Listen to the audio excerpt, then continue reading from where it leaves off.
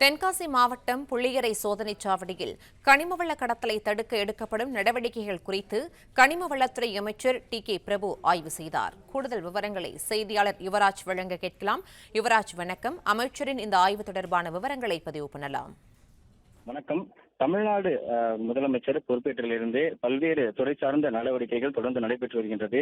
அந்த வகையில் கனிம வளத்துறை, அதாவது இயற்கை வளங்கள் துறையினுடைய அமைச்சராக இருக்கக்கூடிய மருத்துவர் டாக்டர் பிரபு பல்வேறு இடங்களில் கனிம வளங்கள் ஏதேனும் முறைகேடாக சட்டவிரோதமாக கடத்தப்படுகிறதா அல்லது கொள்ளை போகிறதா என்பது தொடர்பாக பல்வேறு இடங்களில் ஆலோசனை மேற்கொண்டு வந்திருந்தார்.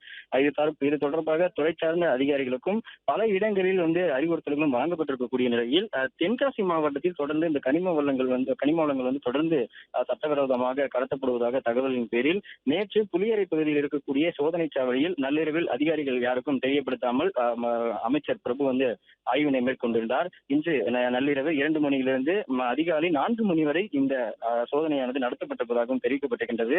இது தொடர்பாக தென்காசி மாவட்டத்தினுடைய மாவட்ட ஆட்சியர் தலைமையில் மாவட்ட ஆட்சியர் மற்றும் அதிகாரிகளிடம் தற்பொழுது அமைச்சர் ஆலோசனையில் ஈடுபட இருப்பதாகவும் தகவல் வெளியாக இருக்கின்றது.